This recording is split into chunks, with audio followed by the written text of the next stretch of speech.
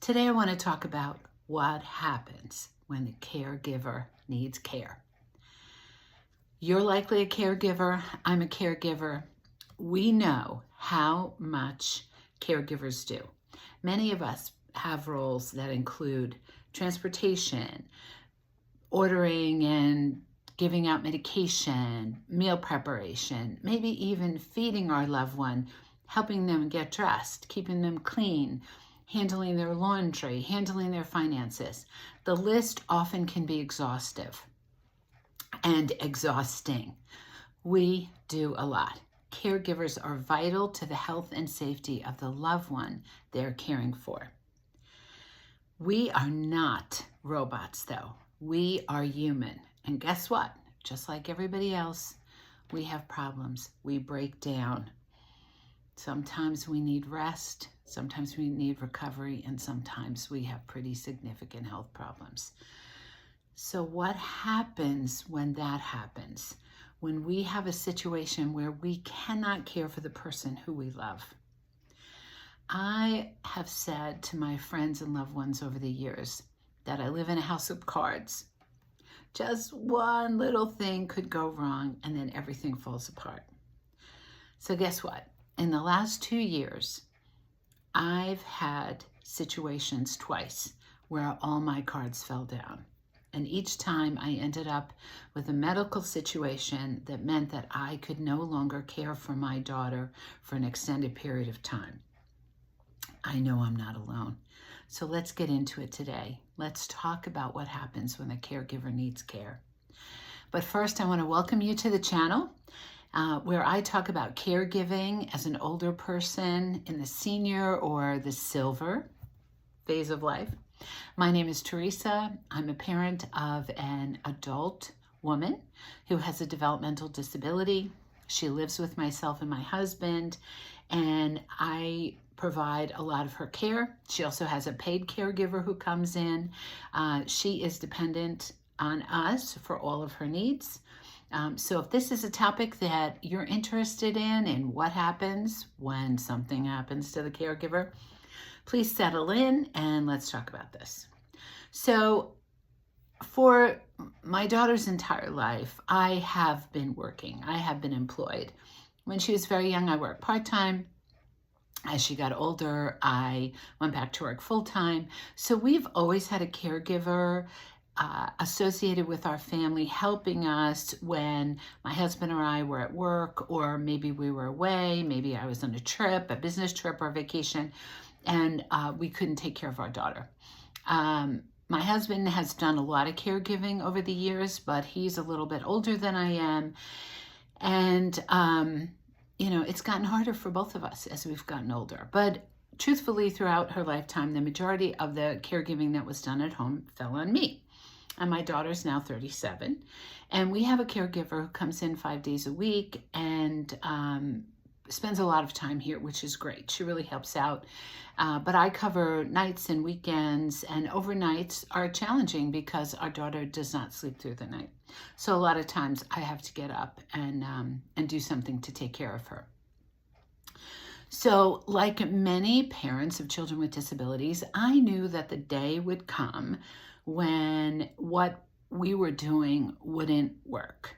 One of the concerns that we have, and I know we're not alone, is what happens if she outlives us. She's pretty healthy, and it could be very likely that the time will come when what's happening here in this house won't work on a permanent basis. So I know that I need to do some preparation, but how?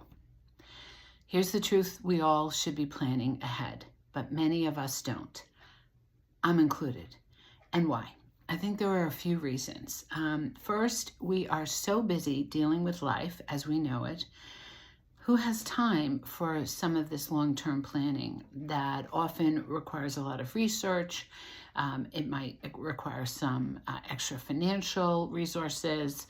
So it's a challenge to fit in when we're just getting by on a daily basis. And then second, there's the issue of fear.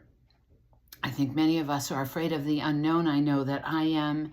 And we cannot imagine our loved one not living with us. So we freeze and we stay inactive until something happens, like happened to me, and the cards fall down. And now we have an emergency.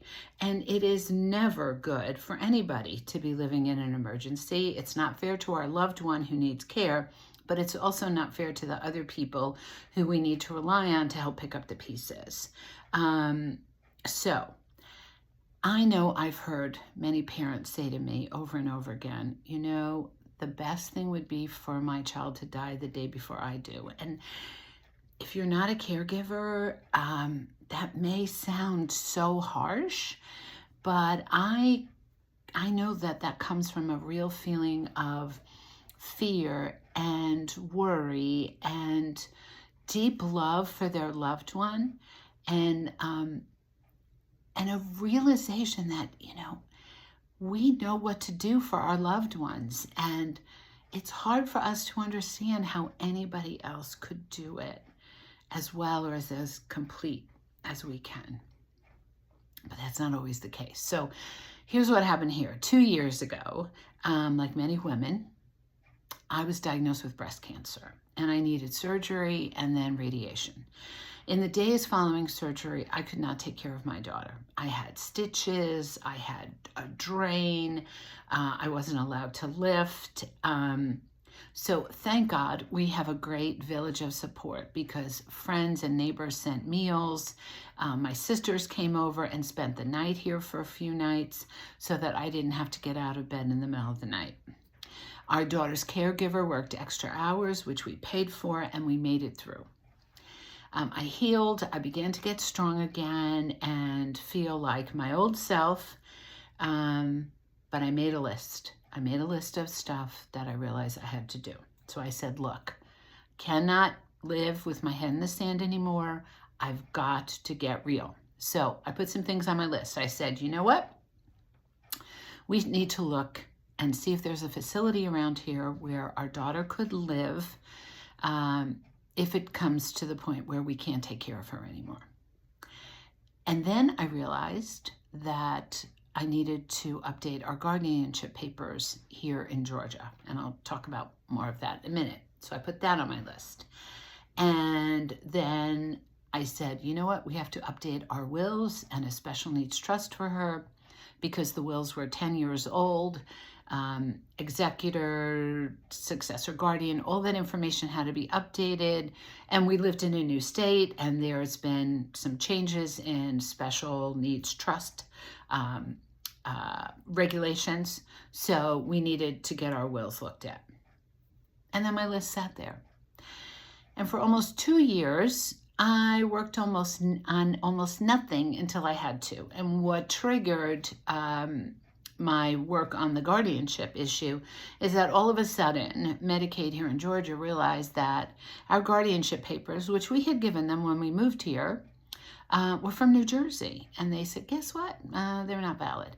Now, I don't know if you know this, but if you live in the United States and you have guardianship in one state and you move to another, that new state is likely not going to recognize that guardianship. And many of us decide to move either to a better climate or a cheaper place to live as we get into our senior years, and we might take our loved one with us. And we need to be prepared that we're going to have to update that guardianship and get it valid in the new state. Fortunately, our guardianship was never challenged. It could have been a real tragedy if it was. But what I had to do was hire 2 lawyers, one in New Jersey, one in Georgia, to get New Jersey to release the guardianship so that it could be reestablished in Georgia. It took a lot of time. It took substantial amount of funding. But I want to give you that heads up, if that's relevant, something to think about. Fortunately, we now have guardianship, but it was more of an emergency situation rather than something that was planned, that maybe wouldn't have cost me as much money because I would have had time to work it out on my own. And then I sat on the rest of the list, didn't do anything. And then this year happened. and I needed another surgery. Not for cancer, thank God, but I needed an abdominal surgery, which again prevented me from lifting. And I think I was in denial because my doctor did tell me you can't lift anything over 10 pounds for 6 weeks. But I didn't really think that it was really going to take me that long to be fully recovered. And boy, was I wrong. So I'm still in the middle of my recovery and I am feeling better every day. But I had to then have my caregiver basically sleep here for 2 weeks to take care of my daughter. Because I couldn't do anything for her at all for the first 2 weeks of my recovery. And so once I realized that I needed so much help, I sat down and took another look at that to-do list and I said, get it together. So we hired a special needs attorney and we have draft documents in place and we should be done with that soon. And we also went to visit a facility that we had been planning to visit probably for 5 years.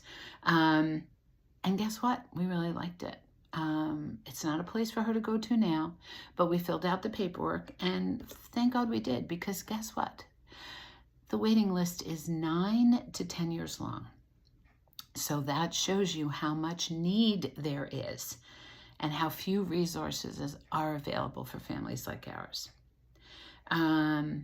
So here's my message to you. After living with my head in the sand for a while, we are vulnerable because we're just like everybody else and things happen. We are not immune and things can happen out of the blue and we really do need to be repaired. Research, did I say repaired? We need to be prepared, sorry. But research shows that we actually are more vulnerable for things to happen to us because of the constant stress that we live under. Caring for someone else for a long time takes a physical and emotional toll, and that is backed by data. There's a shocking lack of resources available for us as caregivers. We need to be acknowledged as having needs, and the healthier we can stay, the better it is for our loved ones. And frankly, the lower the burden will be on states, on Medicare, on Medicaid, or private insurance. Because truthfully, it's cheaper for our loved ones to live at home with us. So advocacy is clearly needed, but a discussion on that topic is really outside the goal of today's video. Today, I wanted to talk about the harsh reality that we as caregivers are facing and need to face and plan for. Because I know I am not alone. I lived in denial about my own issues and vulnerability. And you can bet that I'm working on that to-do list, trying to check things off and getting better prepared. So if this resonates with you, let's talk about it in the comments. Have you had a health or other kind of crisis that forced you to face reality? So how can we help each other with this? How can we support and love each other and give each other tips on how to better prepare so that when those emergencies happen, we're not in a crisis. So I'd love to hear from you. So until next time, I hope that you find some time this week to do something to feed your soul.